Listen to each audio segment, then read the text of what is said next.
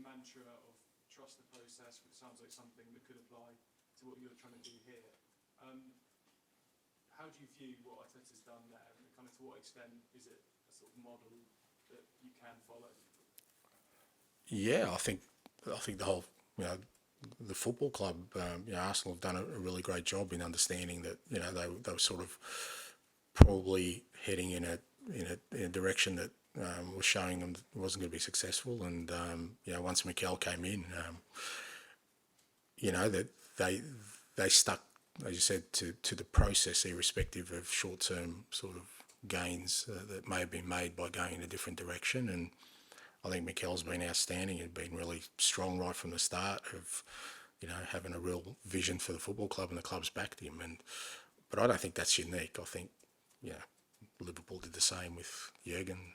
Most clubs that end up having a successful period do it on the back of having a real clear idea about what they're trying to create. The only problem is that, a lot of clubs kind of jump in shadows at the first sign of things maybe not progressing at the rate that they were hoping to, whereas, like I said, it's credit to Arsenal, credit to Mikel that they backed each other, and they're reaping the rewards of it. But that's not a blueprint for us to follow. We've got our own blueprint, and that you don't have to follow anyone else's timescale. You don't have to follow anyone else's processes. What you've got to do is, like I said, have a clear idea about what you want, and then provided along the way you're seeing progress to that end, then try and stick to it.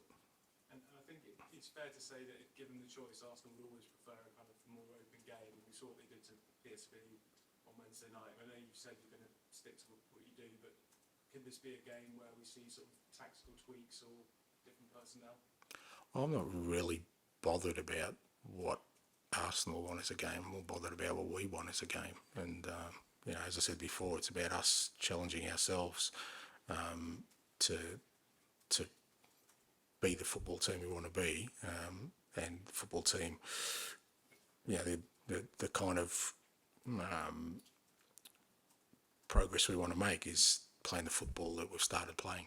That's as simple as that. So, what the opposition may want or may not want becomes kind of a moot point for us if we don't play our football. Like I said, there's always natural adjustments you make during a game because what the opposition do. But we've started playing this way, like I said, because it's how I think we're going to be successful, how I believe we'll be successful, not because I'm trying to, like I said, create something that's pleasing to the eye. If we're not going to win with it, I won't do it. Great, thanks. Tom? This is obviously one of the biggest derbies in the world in terms of people watching, not just in this country, around the world. The Old Firm is one of the most famous.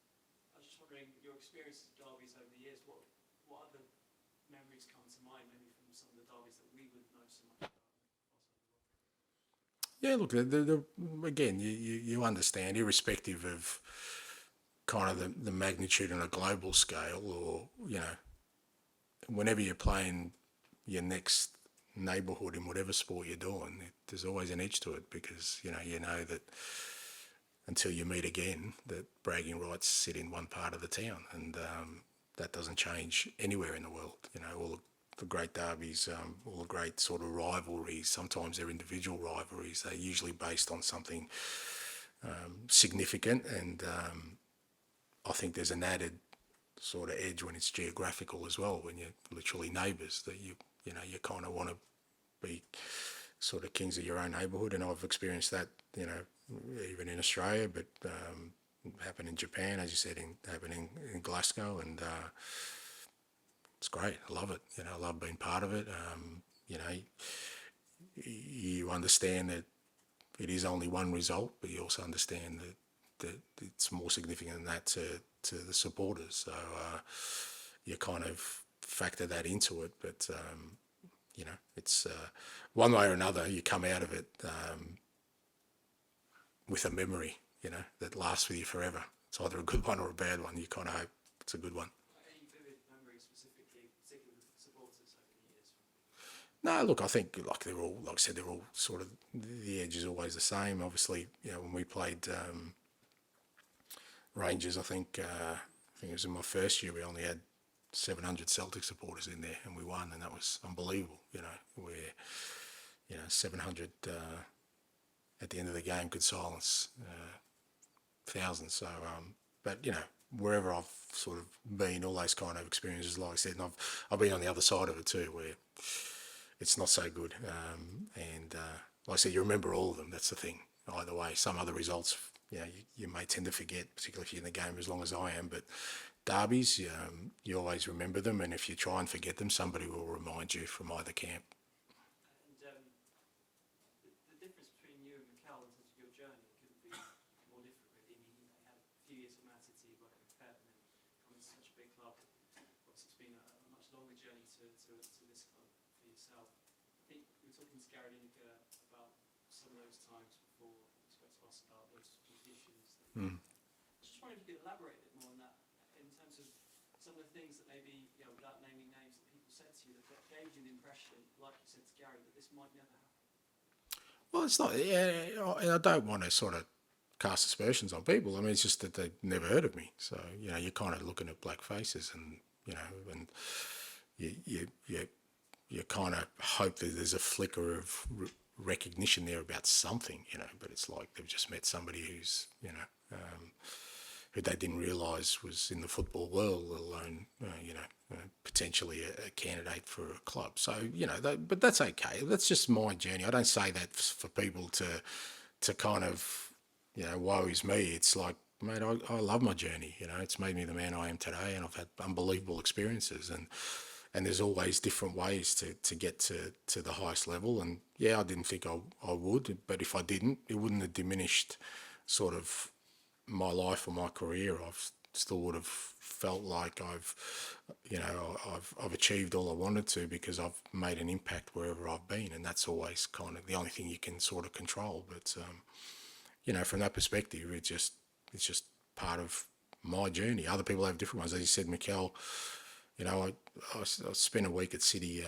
when I first got the Yokohama job, because they were part of the group, and they were generous enough to sort of invite me in. And I didn't speak to him, but I observed training. You could see then that how passionate Mikel was about the game, and you could sense he was itching to get going and become a manager himself. And we've got a sort of common acquaintance in Tim Cahill, and Timmy was always speaking very highly of him, both as a player and as a person. And he's, like I said, he's had a different journey, but he's made the impact. So I guess that's the whole point of it. As I keep saying, there's no real defined way to get here, and as long as people keep an open mind, you might be able to find great people from all different types of sort of trajectories to get to this point. Sachin? Just want to ask about Richarlison. He went into the Sheffield United game, quite a difficult place. He obviously opened up about the issues he was having. He then had a incredible game, incredible impact in that game. And obviously, one game's not going to change all the issues he's going through. But have you noticed any difference with him this week? And has what happened on Saturday, the impact he had, helped in any way at all? No, I mean, look, he's training well. He seems to be sort of at ease with himself. I think you're right. I mean, it does help when things, go well. But as I said after the game, that's the balance probably Richie's got to get in his life now, to understand that, the more you can sort of, try and keep a balance in the way you view your own life, the better he'll be able to overcome the issues he has. And if his football's going well, and there's no reason why it shouldn't be going well, because he's training well and he's a fantastic footballer, then hopefully that helps him in the other areas of his life that he needs to. And that's the same for all footballers, and hopefully that helped him. But I think the clubs, as I said, clubs there to support him in the ways he needs to. I don't need to be across that, and all the lads have sort of been supportive as well, and he looks like he's in a good place. But as you said, that doesn't mean that his issues have gone away. Whatever those issues are, he'll need to find a way to tackle them, and hopefully football helps him in that process. Just one thing on the theme of Derby. I mean, they are emotional affairs, as you know, have been involved, especially the Old Firm. I know you said you're going to tackle Sunday's game like you tackle all games, but given the emotionals around it for the players as well as the fans, I mean, will there be any adjustments? Or, for instance, the last thing you say to the players before they go out on Sunday, are you preparing to just do even small things? Yeah, you know, with those kind of things, I try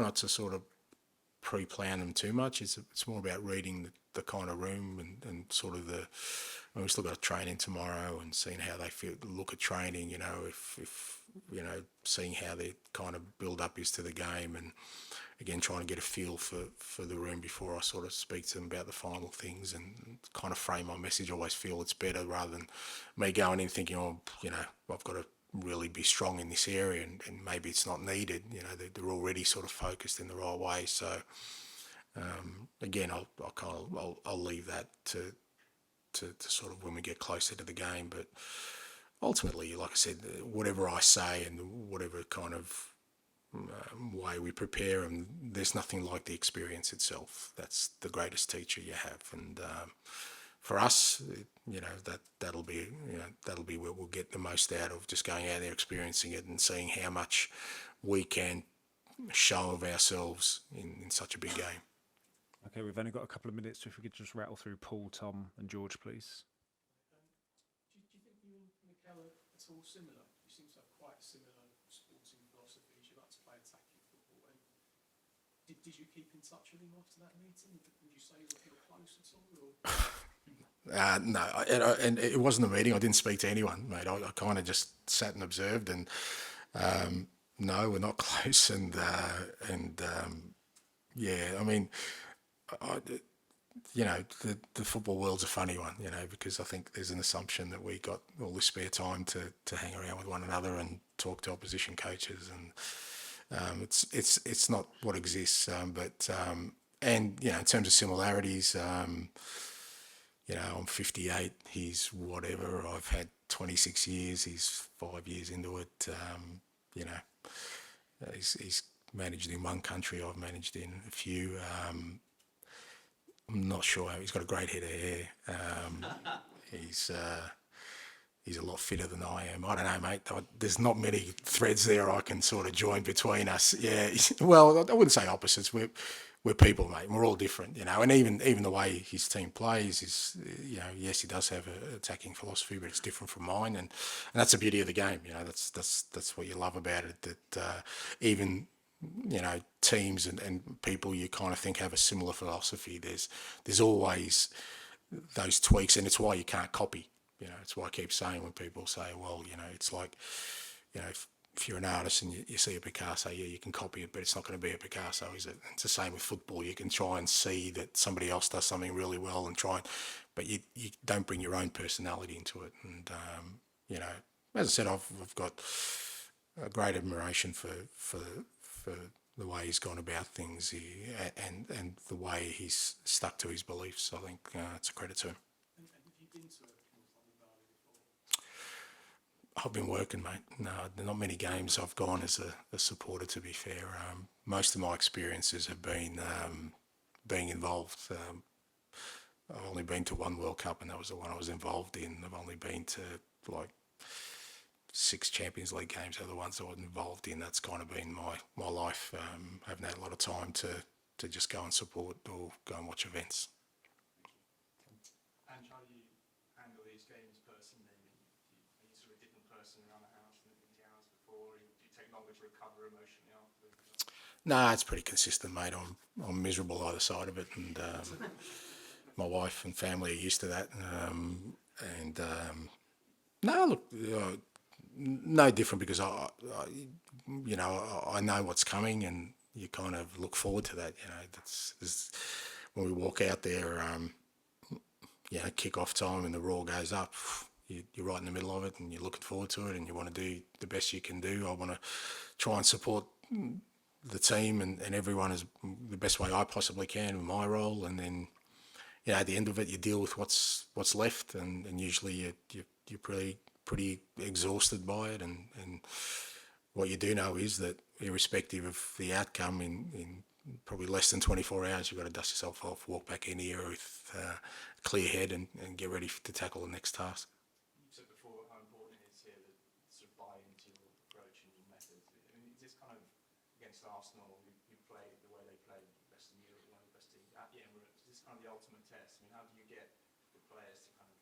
taking risks, keep passing the ball out from the back, and this kind of thing. Yeah, but not by not shying away from that challenge, I guess, and not fearing the outcome if things don't go well. Ultimately, that's always your measure, and it's my history, and people sort of use it almost as a kind of barometer against me that when I went into Champions League games with Celtic or I went into World Cup games with Australia that I should have changed my approach, and we got some pretty decent lessons along the way. But I just think that's the only way you can measure yourself. How do you know if you ever want to be that kind of team? Is I guess the question. If you want to be a team that challenges, well, you have to play that way, irrespective of the opponent. So there's no point not using a game like Sunday as a measure to see where you're at. If you shy away from it and we don't play our football and we manage to get a draw and we survive the experience, what have we really learnt apart from the fact that we've survived 90 minutes of football? Nothing. So and that'll be and the players I think already know that's what be my message to them. We're going to go out there and play our football and measure ourselves, and if we're short, we're short. We need to make that up, and if we match them, well, it's great, isn't it? Because then we know we still got a long way to go, but we've already established ourselves that in the biggest of the occasions we're prepared to play our football. George, final one, please. And been a lot of talk around, obviously, you have a young team and this being their first experience of a North London derby. How important is it that sort of leadership group of Sonny, Romero, Madison, they sort of lead from the front and I guess show that sort of calm heads in what will obviously be a hostile environment? Yeah, it is. It's important.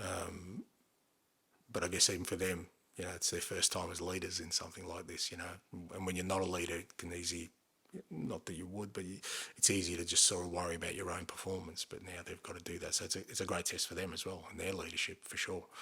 But again, this is the experiences I want these guys to have. We need to have as a group to help us grow. It's the only way you grow. You don't grow by sort of,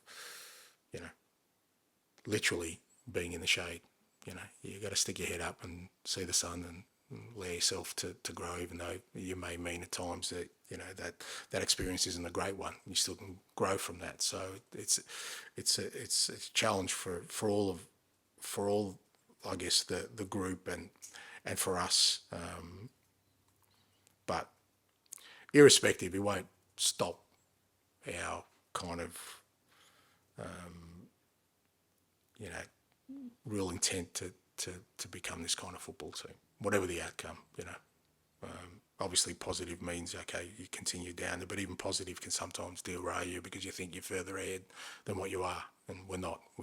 After Sunday, we'll be 6 games into a pretty significant rebuild. Okay, thanks, guys. Thank you. Good luck. Thank you.